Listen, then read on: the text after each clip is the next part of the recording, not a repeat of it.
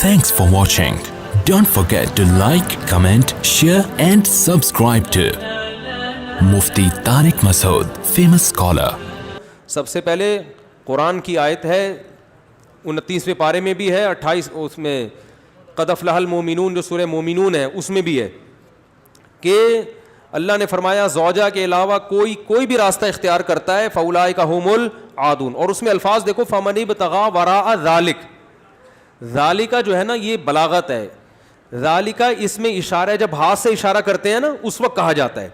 گویا اللہ تعالیٰ آپ کو آپ کی زوجہ کی طرف اشارہ کر کے کہہ رہا ہے کہ یہ جو بیوی ہے نا, بیوی کے یہ والا آپشن, اس کے علاوہ آپ کے پاس کوئی دوسرا آپشن نہیں ہے. اشارہ کر دیا. اس میں اور بلاغت ہے کہ یہ اسی میں بند ہے, آپ کے پاس اپنی خواہش پوری کرنے کے باقی تمام دروازے بند. وراء ذلک اللہ نے فرمایا یہ جو راستہ میں بیان کر رہا ہوں یہ اشارہ کر دیا الا علی ازواجہم او ما ملکت ایمانہم. تو بہت زیادہ غلو ہے اس آیت میں, مبالغہ ہے یہ بتانے کے لیے کہ تمام راستے اس کے علاوہ بند ہیں. دوسرا قرآن میں سورہ نور کی جو آیتیں ہیں وَلْيَسْتَعْفِفِ الَّذِينَ لَا يَجِدُونَ نِكَاحًا, جو نکاح نہیں پاتے, موجود نہیں پاتے نکاح, انہیں چاہیے کہ پاک دامنی کے ساتھ رہیں. وہ یہاں بھی ہے. اور نکاح موجود نہ پانے کا مطلب کیا ہے کہ آپ کی مالی حیثیت ایسی ہے کہ اس کے حساب سے آپ کو کوئی رشتہ دینے کے لیے تیار نہیں ہے. تیسری آیت 5ویں پارے کی ابتدائی آیتیں ہیں, اس میں اللہ نے فرمایا کہ جو آزاد عورت سے نکاح کی طاقت نہیں رکھتا وہ کسی کی باندی سے نکاح کر لے. تو اب باندیاں تو نہیں ہیں, مطلب قرآن کا حاصل یہ ہے کہ اپنا معیار نکاح میں گرا دے, نقصان کرے اپنا, کوئی بات نہیں ہے, لیکن پھر بھی دوسرے راستے ان کو اختیار نہیں کر سکتا. تو اس لیے اگر آپ کے پاس پیسے نہیں ہیں, کوئی نکاح کے لیے تیار نہیں ہے, اپنا معیار آپ گرائیں. آپ کو دوسرے راستوں ہینڈ پریکٹس اور اس جیسے بے حیائی کی آپ کو اجازت, نہ زنا کی طرف نہ کسی اور راستے کی طرف جانے کی اجازت ہے. یہ تیسری دلیل ہو گئی کہ نکاح کا معیار آپ کو گرانا پڑے گا اپنا. اور رہا یہ مسئلہ کہ یہ کیسے ہو سکتا ہے, میرا تو اسٹینڈرڈ ہے, تو بھائی دنیا کو مسافر خانہ سمجھو, تو اسٹینڈرڈ گیا تیل لینے, ٹھیک ہے نا, اچھے سے اچھے کی تلاش کریں لیکن برائی سے تو اچھا ہے نا. حضرت عبداللہ بن عباس رضی اللہ عنہ سے روایت ہے کہ ایک شخص آیا, اس نے کہا کہ میں ہاتھ سے اپنے آپ خواہش پوری کرتا ہوں, ایک روایت ہے. تو حضرت عبداللہ بن عباس نے نفرت سے منہ پھیر لیا اور فرمایا کہ تو باندھی رکھ لیتا یہ تیرے لیے زیادہ بہتر. تو یہ تیسری دلیل ہو گئی. چوتھی دلیل صحیح حدیث ہے حضرت عثمان بن مظعون رضی اللہ تعالی عنہ کی. وہ فرماتے ہیں ہم سفر میں ہوتے تھے, بیوی سے دوری ہم پہ بہت شاق گزرتی تھی, ظاہر زنا میں پڑنے کا خطرہ تھا. تو ہم نے نبی سے اجازت لی کہ ہم اپنے آپ کو خسی کر دیں, اپنی جو خواہش ہے وہ کیا کر دیں, ختم. کوئی ایسی دوا کھائیں, کچھ بھی کر لیں, آج کل آپریشن بھی ہوتا ہے. تو لو اجازنا لاختصینا, حدیث کے الفاظ ہیں, اتنی ٹینشن میں تھے ہم کہ اگر نبی ہمیں اجازت دیتے تو ہم اپنے آپ کو خسی کر لیتے, لیکن نبی نے اس کی پرمیشن نہیں دی. اب دیکھو صحابی رسول اتنی شدید ٹینشن میں بھی اس کا حل یہ نہیں تلاش کر رہے کہ ہاتھ سے اپنے آپ کو مطمئن کر لیں. اتنی شدید ٹینشن میں بھی اگر اس کی اسلام میں ذرہ برابر بھی گنجائش ہوتی تو ذرا سا تو اشارہ ملتا نا, صحابہ کر لیتے یا ان کو اشارہ دے دیا جاتا کہ بھائی اپنے آپ کو خسی کرنے کے پر آ گئے ہو, اپنی اللہ کی تخلیق کو تبدیل کر رہے ہو, تو اس سے بہتر ہے کہ تم اپنی تسکین کر لو اس طریقے سے. اس کی پرمیشن کا کہیں تذکرہ نہیں ملتا. اس کا مطلب ہے کہ اس نبی نے وہاں کیا فرمایا صحابی کو, نہانا عن التبتل, نبی نے فرمایا نکاح سے دور بھاگنے سے منع کیا. تو فرمایا نا نا نا نا نا تزوج الودود الولود, فرمایا یہ اللہ نے خواہش اس لیے رکھی ہے کہ تم نکاح کی طرف کیا ہو جاؤ, مجبور ہو جاؤ. یہ کتنے دلائل ہو گئے, بولو نا بھائی, 4 دلائل ہو گئے. اور بھی بہت کچھ ہے اس پہ بولنے کے لیے, میں مختصر بات سمیٹ رہا ہوں. اصل میں لوگ جو یہ کہتے ہیں نا کہ یار ہم مجبور ہیں تو کیا کریں ہم, یہ تو خواہش اتنی جب مسلط ہو جاتی ہے ہمارے اوپر, یہ تو اس سے جسم کو بھی نقصان ہوتا ہے, مینٹلی بھی آدمی ڈسٹرب ہوتا ہے. تو یاد رکھو یہ اللہ نے آپ پر اتنی زبردست خواہش اس لیے مسلط کی ہے تاکہ آپ نہ چاہتے ہوئے بھی شادی پر مجبور ہو جائیں, اور شادی میں فطرت آپ کے دلائل ماننے کے لیے تیار نہیں ہے. یہ جو آتے ہیں میرے پاس پیسے نہیں ہے تو ایکچولی ابھی ایجوکیشن, ایکچولی ابھی یہ, فطرت اس چیز سے متاثر نہیں ہے. فطرت کہتی ہے آپ کے دلائل کیا ہیں, غلط ہیں. اگر یہ اللہ مسلط نہ کرتے نا مردوں پہ یہ شہوت, تو میرا خیال ہے کوئی 70 سال میں جا کے بھی لوگ شادی نہ کرتے. تو قدرت کا ایک نظام ہے, قدرت ایک سسٹم کے تحت لوگوں کو چلانا چاہتی ہے. اس کا فائدہ یہ ہوگا کہ آپ نہ چاہتے ہوئے کم خاندان کی لڑکیوں سے شادی پر مجبور ہوگے ان کو گھر ملے گا. اگر مجزنی کی اجازت دے دی جائے, مجھے تھوڑی لینگویج صاف استعمال کرنی پڑ رہی ہے, بہت معذرت, مجبوری ہے, اگر اس کی اجازت دے دی جائے تو لوگ نکاح میں کیا کریں گے؟ تاخیر. نقصان کس کا ہوگا؟ لڑکیوں کا. لڑکیاں بھی پھر ہینڈ پریکٹس کریں گی, جو کہ کر رہی ہیں, وہ بھی مجبور ہوں گی. تو اسلام نے آپ پر, اللہ نے آپ کے اوپر یہ شہوت اسی لیے مسلط کی ہے کہ یہ آپ کا یہ آپشنل نہیں رہے نکاح, بلکہ آپ کی باڈی کی ریکوائرمنٹ بن جائے کہ بھئی یہ تو کرنا ہی کرنا ہے. اور اس کا فائدہ کس کو ہوگا؟ عورت کو. بات آ رہی ہے سمجھ میں؟ اس کا گھر بسے گا.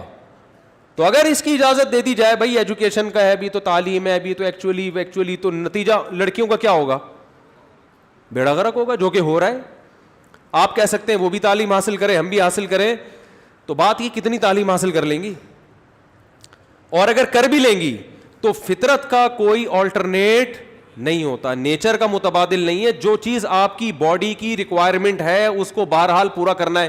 دیکھو اگر آپ کے پاس ایجوکیشن کی وجہ سے کھانے کا ٹائم نہیں ہے, آپ مصروف ہیں جس کی وجہ سے کھانے کا ٹائم نہیں ہے, تو کیا پیٹ آپ کو بھوک لگانا چھوڑ دے گا؟ ہے بھائی؟ یا کوئی ڈاکٹر یہ فتویٰ دے دے گا کہ چونکہ آپ کے پاس کھانے کا ٹائم نہیں ہے لہذا آپ اگر نہیں بھی کھائیں گے تو صحت کو نقصان نہیں ہوگا؟ کوئی بھی سمجھدار ڈاکٹر ہوگا وہ کہے گا بھائی آپ کے پاس ٹائم ہو یا نہ ہو آپ کے باپ کو بھی کھانا پڑے گا, کھانا پڑے گا آپ کو, ورنہ باڈی کا نقصان ہوگا. تو یاد رکھو, جس طرح روٹی ضروری ہے مرد کے لیے اسی طرح عورت, اور عورت کے لیے اسی طرح مرد ضروری, باڈی کی ریکوائرمنٹ ہے. تو اسلام چونکہ نیچر کے خلاف نہیں چلاتا آپ کو, اس لیے اسلام نے تمام راستے بند کر دیے خواہش پوری کرنے کے, کیونکہ وہ سارے ان میں سے کوئی بھی نیچرل نہیں ہے. صرف ایک ہی نیچرل ہے کہ مرد کا کانٹیکٹ عورت سے اور عورت کا مرد سے, اس کے علاوہ کوئی نیچرل نہیں ہے. ہاں ایک آخر میں بات ضرور کہوں گا, ڈاکٹر ذاکر نائک صاحب اللہ ان کی عمر میں برکت دے, انہوں نے یہ کہا ہے کہ زنا سے بچنے کے لیے اگر کوئی یہ عمل کرتا ہے تو شاید مستحب ہو. تو یہ بھی ایک اصول یاد رکھیں, بڑی برائی سے بچنے کے لیے اگر کوئی چھوٹی برائی کرتا ہے تو ہم یہ تو کہیں گے کہ یار چلو بڑی سے بچ گیا, لیکن اس چھوٹی کو بھی برائی ہی کہا جائے گا. کوئی اگر ہیروئن کا عادی ہے, ہم اسے ہیروئن چھڑوانے کے لیے چرس پہ لے آتے ہیں کہ یار چلو اس سے تو بچے گا نا, اب ایک دم تو نہیں چھوڑ سکتا. تو یہ اس عمل کی یوں تو تعریف کی جائے گی کہ یار چلو اس برائی سے بچ گیا, لیکن اس کی بیس پہ چرس کو آپ یہ کہہ دیں, شروع کر دیں کہ چرس جائز ہے یا وہ بھی کوئی افضل چیز ہے, اس کی پھر بھی اجازت نہیں ہوگی. تو اصل راستہ یہی ہے کہ کسی کو زنا کا خطرہ ہے, بھاگے وہاں سے بس, اور وہ کس کی طرف لپکے؟ نکاح کی طرف لپکے, معیار اپنا گرائے, اور پھر بھی نکاح نہیں ہوتا تو روزے رکھے کثرت سے تاکہ جسمانی قوت ٹوٹے. اور آخری بات یہ کہ یہ جو عمل ہے ہینڈ پریکٹس کا, یہ زنا سے انسان کو بچاتا بھی نہیں ہے. یہ بھی 100% غلط ہے کہ اس کے کرنے سے آدمی زنا سے بچ جاتا ہے, کیونکہ اس میں آدمی کی ڈیزائر پوری طرح پوری نہیں ہوتی, اس کی ٹھڑک بڑھتی ہے, کم نہیں ہوتی. اگر کوئی زنا یہ کام کر بھی لے نا پھر بھی زنا کی طرف لپکے, بلکہ اور زیادہ لپکے گا, کیونکہ یہ خواہش نفس ایسی چیز ہے کہ یہ پوری کرنے سے بڑھتی ہے.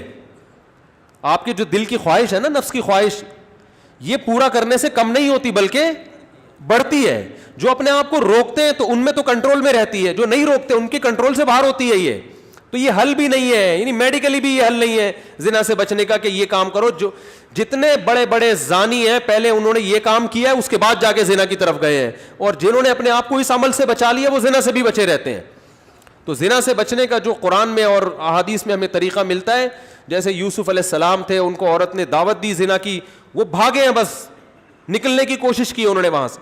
تو اصل حل اس کا یہ ہے. اور آخری بات یہ کہ یہ میں مانتا ہوں بہت سارے نوجوانوں کے حالات سامنے آئے ہیں جو اس لت, اچھا یہ بھی ایک فالٹ ہے اس میں کہ یہ عمل ایک دفعہ ہوتا نہیں ہے. آپ جو نوجوانوں کی ہسٹری جمع کریں نا, تو ایسا نہیں ہوتا کہ جس نے ایک دفعہ کیا تو بس زندگی میں ایک ہی دفعہ کیا, کہ یار بہت زیادہ مجبور ہو گیا تھا تو یہ عمل کر لیا. نا نا نا نا, جس نے ایک دفعہ کیا وہ دن میں 10 دفعہ بھی کرتا ہے پھر یہ عمل. اس کو ایسی حس اس کی بڑھ جاتی ہے اور ٹھڑک بڑھ جاتی ہے کہ پھر یہ معاملہ اس کے کنٹرول سے باہر نکل جائے. وہ 100 بار توبہ کرے گا, 100 بار توبہ توڑے گا وہ. تو یہ پریکٹیکلی بھی ممکن نہیں ہے کہ کوئی اپنے آپ کو بچانے کے لیے ایک دفعہ یہ عمل کر لیا تو اب سکون میں آ گیا. نا نا نا نا, میرے پاس جو نوجوان آتے ہیں ان کی ہسٹری میں آپ کو بتاؤں, وہ کیا کچھ ایک صاحب کی 2 بیوی, اچھا ہاں یہ بھی بتا دوں, جب یہ لت زیادہ پڑتی ہے تو پھر یہ بیماری شادی کے بعد بھی نہیں چھوٹتی, یہ بھی ذہن میں رکھیں. ایک صاحب, میں نے جو زندگی میں سب سے پہلا فتویٰ لکھا ہے نا وہ کیا تھا, آپ حیران ہوں گے.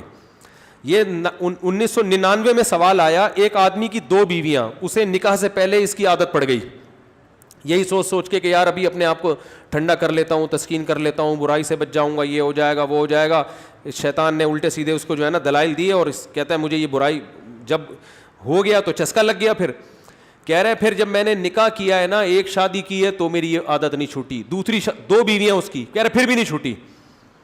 تو کہہ رہے میں اتنا غصے میں آ جاتا تھا کہ یار میری بیویاں بھی ہیں پھر بھی مجھے ان کو تسکین اس میں ہوتی ہے. پھر بالکل ایسے ہے جیسے لوط علیہ السلام کی قوم کو جب لڑکوں کی عادت پڑ گئی تو اب ان کو عورت سے تسکین بولتے کیوں نہیں ہو رہی. تو یہ ہینڈ پریکٹس کا ایک یہ بھی بڑا نقصان ہے کہ جب اس کی لت پڑ جاتی ہے تو شادی کے بعد بھی یہ عادت نہیں چھوٹتی.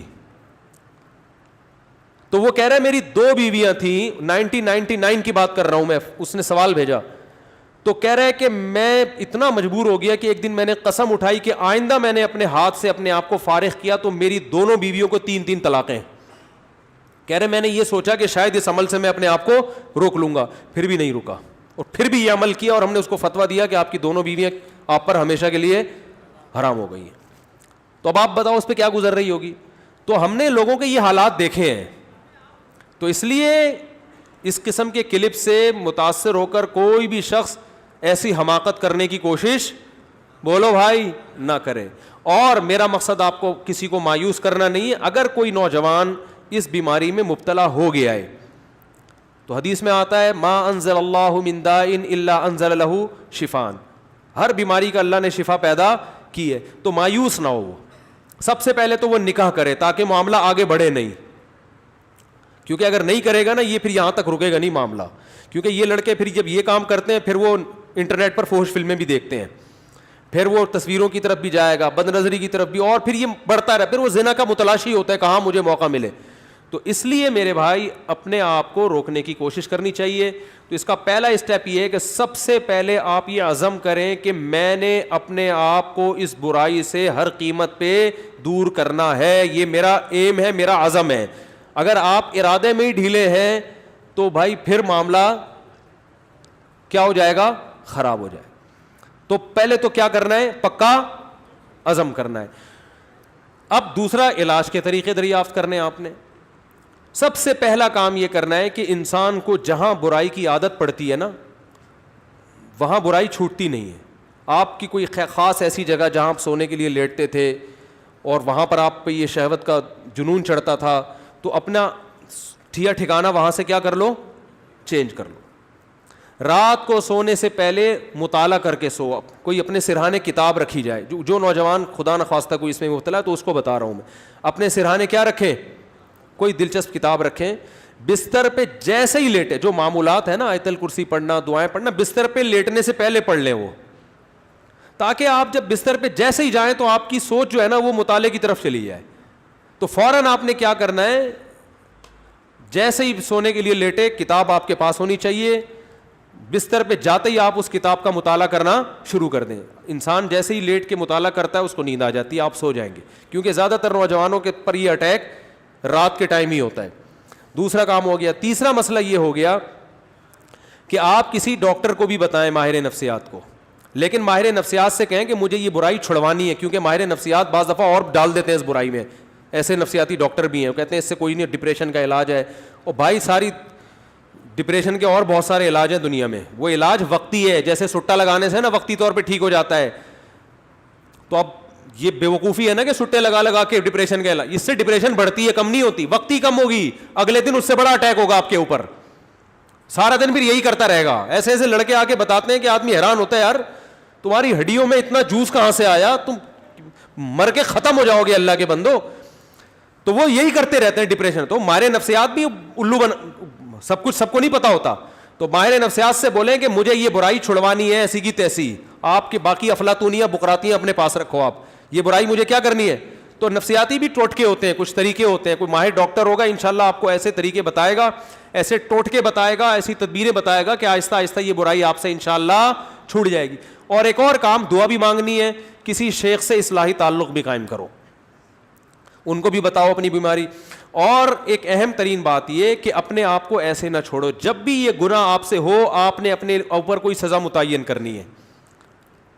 2 روزے, 3 روزے, یا 1 روزہ, یا 1 ہفتے کا روزہ, یہ سزا دینی ہے اپنے آپ کو. وہ ہر آدمی کا کے حساب سے مختلف ہوتی ہے. صدقہ بھی کرنا ہے, تاکہ اس کا فائدہ یہ ہوگا کہ دیکھو یہ ایک دم نہیں چھوٹتا گناہ, یہ آہستہ آہستہ ہی چھوٹے گا. اس لیے مایوس نہیں ہونا کہ اتنے سارے ٹوٹکے اختیار کیے پھر گناہ ہو گیا, تو پھر ان شیطان مایوس کرتا ہے, بھائی تیرے بس کا کام نہیں ہے. کوئی بات نہیں یار, ٹھنی اس سے ہے دشمنی عمر بھر کی, کبھی وہ دبا لے کبھی تو دبا لے. شیطان کو حضرت مظلوم نے فرمایا کہ کبھی شیطان تجھے پٹک دے گا نیچے, کبھی کبھار تو بھی تو شیطان کو پٹکے گا نا, تو پھٹا چلتا رہے گا قیامت تک, کوئی مسئلہ نہیں ہے. تو کیا کرنا ہے, جب بھی یہ گناہ ہو جائے 2 رکعت پڑھ کے توبہ کرنی ہے, اللہ سے معافی مانگنا ہے, اور اپنے آپ کو کوئی سزا دینی ہے صدقہ کے ذریعے یا روزے کے. سب سے بہتر سزا روزہ ہے, صدقے سے اتنا فائدہ نہیں ہوتا, روزے سے اس میں زیادہ فائدہ ہوتا ہے. تو روزہ رکھے, کیونکہ نفس کو خوش کیا ہے, تو اپنے نفس کو جب تکلیف دے گا بھوکا پیاسا رکھے, تو یہ اس میں نفس کو جو ہے نا, آپ کے جو دل ہے اس کی چاہتوں کو چترول لگتے ہیں ٹائٹ طریقے سے روزہ رکھنے سے. تو اپنے من کو خوش کیا نا اس نے حرام طریقے سے, تو روزہ رکھ کے اپنے من ہی کو ٹینشن دے گا یہ. تو روزہ رکھنا بہت زبردست اس کا ایک علاج ہے. تو کیا کرنا ہے, جب بھی یہ جرم ہو جائے تو روزہ رکھ کے اس کی تلافی کرنی ہے. اس کا پھر نہیں بھی چھوٹتا تو ٹینشن نہیں لینی, آپ نے اپنے قوائف پورے کر دیے. اور آخری بات یہ کہ روزانہ ایکسرسائز کا معمول بناؤ. جب آپ صبح جاگنگ کرو گے, شام کو جم جاؤ گے, تو پھر آپ دیکھو گے ڈولے شولے نکل رہے ہیں اور جناب طاقت آ رہی ہے, تو نفسیاتی طور پر انسان پھر غیر اخلاقی سرگرمیوں سے دور ہو جاتا ہے خود بخود, کہ یار میں ایک طرف اتنا اپنی باڈی کا خیال کر رہا ہوں, اسی طرف اپنی صحت کو برباد کر رہا ہوں میں, ہے بھائی. اب میری ساری انرجی جو یوٹیلائز ہو رہی ہے تو ناجائز چیزوں میں ہو رہی ہے. تو یہ لاشعوری طور پر جب انسان مفید کاموں کی طرف آتا ہے تو نیگیٹو سوچ اس کی خود بخود, بولتے کیوں نہیں بھائی, کبھی کسی ہیروئنچی کو جم جاتے ہوئے دیکھا آپ نے؟ وہ نہیں جاتا, کہتا ہے ابے جاؤ باڈی کی ایسی کی تیسی, مزہ تو آ رہا ہے نا چھٹا لگانے میں. تو جو جم جائے گا وہ ہیروئن نہیں پیے گا, جو ہیروئن پیے گا وہ جم نہیں جائے گا. تو اسی طرح جم جانے والے بھی اکثر ان برائیوں سے بچ جاتے ہیں, اور اس برائی سے بچنے کا بہت فائدہ ہے دنیا میں بھی آخرت میں بھی. دنیاوی فائدے کیا ہیں وہ پھر کبھی انشاءاللہ کسی اور وقت بتائیں گے, اخروی فائدے تو ہیں ہی بہرحال. لیکن میں نے آپ کو بتایا اس میں مایوس نہیں ہونا, یہ چیزیں جلدی نہیں چھوٹتی. ایک چیز کی لت اگر پڑ چکی ہو تو پھر ٹائم لگتا ہے چیزوں کو چھوٹنے میں, لیکن لڑتے رہنا ہے زندگی بھر. ہتھیار ڈال کے بیٹھنا نہیں ہے کہ نہیں بھائی اب تو ڈاکٹر فلاں نے بھی کہہ دیا تو فلاں ڈاکٹر نے بھی. ایک لڑکے کو ڈاکٹر نے خود اس مرض میں ڈالا ہے, وہ بچتا تھا ان چیزوں سے, ڈاکٹر کے پاس گیا, ڈاکٹر نے کہا کوئی حرج نہیں ہے اس میں کر لو, کوئی میڈیکلی کوئی نقصان نہیں ہے. میڈیکلی بھی نقصان ہے, حقیقت ہے, یہ کہنا کہ میڈیکلی نقصان نہیں غلط ہے, اور ذہنی طور پر تو بہت نقصان ہے. دیکھو لوط علیہ السلام کی قوم جو برائی کرتی تھی اس سے میڈیکلی کوئی نقصان نہیں تھا, لیکن وہ بیچارے نکاح کے قابل رہے نہیں. وہ کہنے ما لنا فی بناتک من حق, اے لوط ہمیں عورت سے نکاح میں دلچسپی ہی ختم ہو گئی ہے. تو یہ کتنا بڑا نقصان ہے کہ نہیں ہے. تو جو لوگ لڑکوں کے عادی ہو جاتے ہیں ان کو عورت میں دلچسپی ختم. اب میڈیکلی تو سب کچھ صحیح ہے, آئرن بھی صحیح ہے اور جناب پوٹاشیم میگنیشیم سب کچھ صحیح ہے, تو باڈی کو تو کچھ بھی نہیں ہوا, کھوپڑی آؤٹ ہو گئی. تو یہ جو حرکت ہے نا ہینڈ پریکٹس, اس سے بھی انسان مینٹلی کیا ہو جاتا ہے, بہت ڈسٹرب ہوتا ہے, جس سے جو نیچرل ایک پروسیس قدرت نے رکھا ہے, خدا نے رکھا ہے, وہ بہت برے طریقے سے متاثر ہوتا ہے اس عمل سے. تو اس لیے اپنے آپ کو ان تمام ایکٹیویٹیز سے بچا کے رکھنا چاہیے. اور پاک دامنی والی زندگی وہ یہی ہے کہ جلد سے جلد, میں تو کہتا ہوں لڑکا بالغ ہو, ماں باپ کو چاہیے فوراً شادی کر دو اس کی, اس طرف اس کو آنے ہی نہ دو. اور اس کے غلط ہونے کی ایک بڑی دلیل یہ بھی ہے کہ جس نوجوان نے دوسروں سے نہ سنا ہو یا بروقت شادی ہو گئی ہو, وہ کبھی یہ کام نہیں کرتا, اس کا کبھی دماغ جائے گا ہی نہیں. یہ خود اس کی علامت ہے کہ یہ نیچرل نہیں ہے یہ. تو اللہ تعالیٰ سب کی حفاظت فرمائے.